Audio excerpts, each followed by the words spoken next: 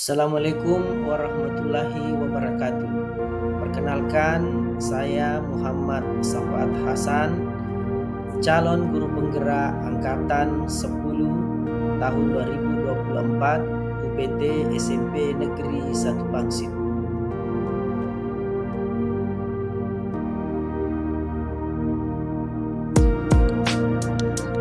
Assalamualaikum warahmatullahi wabarakatuh. Waalaikumsalam warahmatullahi wabarakatuh. Jadi hari ini saya bersama Pak Supriyadi. Kebetulan beliau itu adalah guru matematika di SMP Negeri 1 Pangsit. Jadi sesuai dengan bincang-bincang kita kemarin, hari ini saya mau mengadakan observasi kepada Bapak. Kira-kira sebelum mengadakan observasi ini mungkin ada tujuan yang ingin Bapak capai dalam kegiatan ini. Terima kasih Pak. Sesuai dengan apa yang kita bicarakan kemarin, Bapak sudah sampaikan bahwa hari ini kita akan mengadakan supervisi akademik ya berbasis coaching.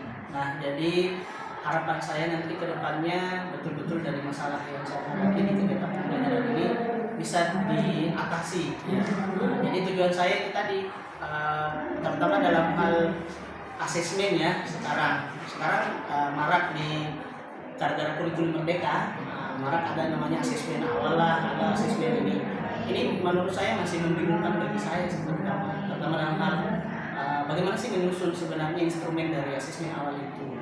Jadi dari harapan tujuannya itu tadi ada pemahaman yang dari kegiatan ini terbentuk terkait dengan asesmen awal itu.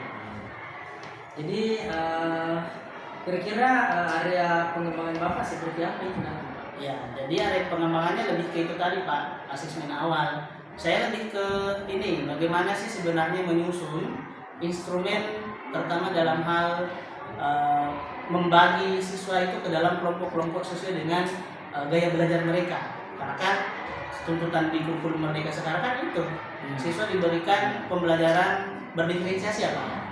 Nah, berdiferensiasi itu. Nah, dari itu nanti kita mampu menyusun instrumen yang betul-betul tepat menyusun, membagikan kelompok itu sesuai dengan minat mereka, sesuai dengan gaya belajar mereka. Seperti itu.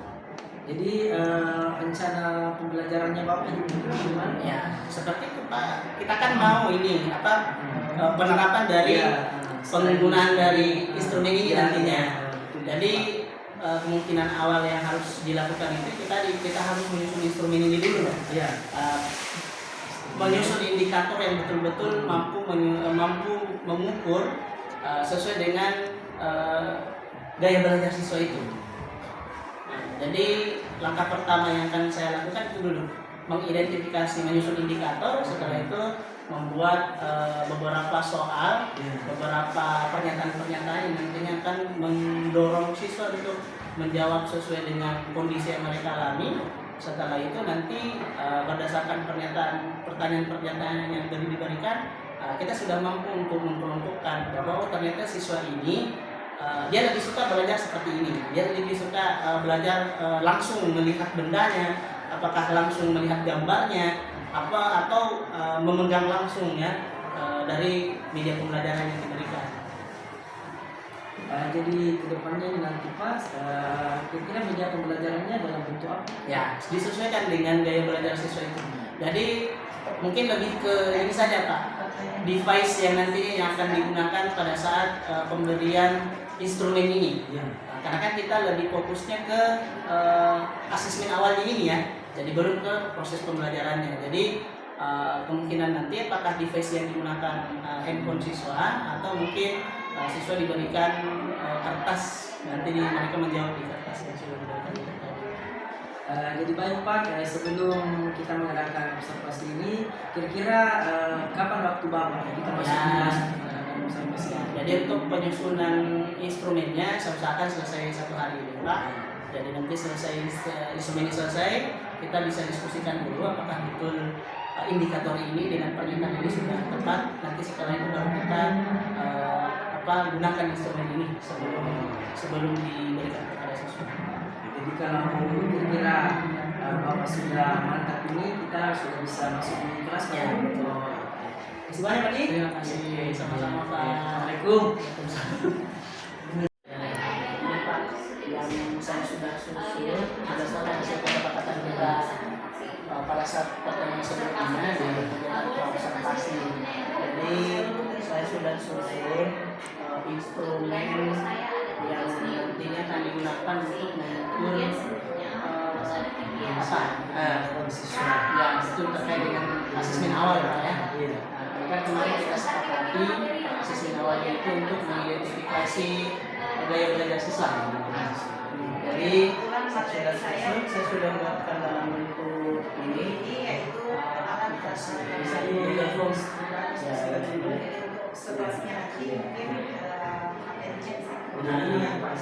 Iya, betul. Jadi ada 15 pertanyaan Pak. Iya, tadi 15 pertanyaan. Kondisinya betul-betul kita mengambil pertanyaan yang mengkondisikan yang dialami siswa dalam kehidupan sehari-hari. Ini contoh Pak sederhana misalnya pada waktu belajar untuk tes apakah Anda memilih apa, misalnya membaca catatan, membaca judul, lalu meminta seseorang memberi pertanyaan, membuat catatan pada kartu, membuat model kegiatan. Jadi nanti itu dari pertanyaan 15 pertanyaan itu dari masing-masing itu menjurus ke sesuai dengan gaya belajar siswa. Jadi misalnya siswanya kebanyakan jawab A, maka dia ke siswa. Kalau misalnya nanti kebanyakan jawab B, maka mereka ke auto. Kalau yang ketiga C ini, maka dia masuk ke kinestesis. Kemudian nanti device yang digunakan itu kita sudah sepakat dengan siswa Pak. Nanti kita pakai HP siswa saja supaya mudah untuk langsung melihat. Seperti itu Pak. Jadi mungkin karena Bapak sudah sepakat, kita langsung diterapkan langsung. Mantap ya Pak Supriadi. Terima kasih Pak. Iya. Dan jadi kalau mau lihat mana perubahan terbesarnya, maka buat yang sebenarnya mau buat Ya tadi alhamdulillah tadi betul-betul saya ketika masuk kelas itu mantap cara mengajarnya tadi. Terima kasih Pak. Ya, jadi setelah kita menggunakan observasi ini, maksudnya dia kira-kira bagaimana perasaan Bapak? Ya, ini Pak, alhamdulillah artinya selama ini yang saya belum pahami terutama dalam hal membuat asesmen awal Ya, dari kegiatan coaching ini saya sudah sedikit memahami bagaimana pertama dan ham menyusun instrumen untuk mengukur kemampuan awal siswa terutama dalam hal berbagai kelompok ide. Ya, jadi ketika yang belajar nanti siswa disesuaikan dengan apa yang menjadi jawaban yang mereka pada saat belajar. kemudian tahapan-tahapan pembelajarannya bagaimana itu? Ya, jadi kita belum sampai di tahapan pembelajaran nanti Pak. Jadi ini kan kemarin kita sudah melakukan asesmen awal. Mungkin Bapak bisa lihat di sini hasil dari asesmen kemarin Pak. Ya, Jadi di sini sudah terpetakan ya sesuai dengan informasi kemarin bahwa ketika siswa lebih banyak jawab A maka dia masuk di visual. Kemudian kalau siswa dia jawab B maka dia masuk di auditori. Kalau C maka dia masuk di kinestesis. Nah, sudah dikelompokkan berdasarkan itu. Jadi nanti harapannya itu pada saat kegiatan pembelajaran hasil inilah yang nantinya kita manfaatkan ke siswa pada saat pemberian materi, kemudian pemberian pembelajaran, maka nantinya kan diharapkan disesuaikan dengan gaya belajar mereka. jadi kalau area pengembangannya bisa Ya, dari awal kan di kegiatan observasi kita sudah sepakati bahwa yang menjadi area pengembangan bagi saya adalah ini penyusunan instrumen untuk asesmen awal ke siswa, terutama dalam hal untuk mengetahui bagaimana gaya belajar mereka sebagai dasar nantinya untuk kegiatan kegiatan pembelajaran di kelas. Bapak sudah membantu saya dalam menyusun instrumen instrumen juga sudah kita sepakati bahwa inilah yang nantinya akan kita gunakan pada saat kegiatan observasi dan langsung. Jadi seperti itu ya Pak. Jadi harapan kita nantinya betul-betul dari hasil instrumen yang diberikan ke siswa ini nantinya akan dimanfaatkan di dalam kegiatan pembelajaran. Mungkin bukan cuma saya yang nantinya bisa memanfaatkan ini, mungkin bisa teman-teman guru ya lain bisa memanfaatkan ini nantinya dalam pada saat kegiatan pembelajaran. Nah, jadi ini Pak ya, mungkin ini pertanyaan terakhir Pak Ji. Kira-kira hambatan atau kendala-kendala yang Bapak hadapi, kemudian bagaimana rencana Bapak maksudnya ke depannya? Iya. Jadi terkait dengan kendala Pak, namanya anak-anak ya. Iya, dari anak-anak ya. pertanyaan. Pastinya kan yang pertama adalah device yang digunakan. Mungkin anak-anak belum terbiasa dengan pemanfaatan aplikasi ini, makanya rencana awal kita buat aplikasi lain. Tapi supaya siswa lebih mudah, maka akhirnya saya menggunakan aplikasi Google Form ini. Kemudian yang kedua terkait dengan pertanyaan-pertanyaan yang diberikan ke siswa, mungkin ada beberapa istilah-istilah yang bagi mereka itu asing dari mereka. Jadi mungkin karena mereka malu bertanya, jadi akibatnya banyak siswa yang asal jawab saja, tidak sesuai dengan apa yang mereka alami ya, sesuai dengan instrumen yang mereka. Kemudian bagaimana hasil pemetaan nantinya. Jadi ketika siswanya jawab salah-salah, ya kita takutnya nanti pada saat pembagian kelompok sesuai dengan gaya belajar mereka itu tidak sesuai dengan apa yang kita harapkan. Jadi hambatannya dari upaya untuk mengatasi ini betul-betul bagaimana siswa itu mengkondisikan sesuai dengan apa yang mereka rasakan pada saat membaca instrumen ini, apa yang mereka lakukan ketika mereka mengalami kondisi tertentu sesuai dengan instrumen-instrumen yang ada di sini.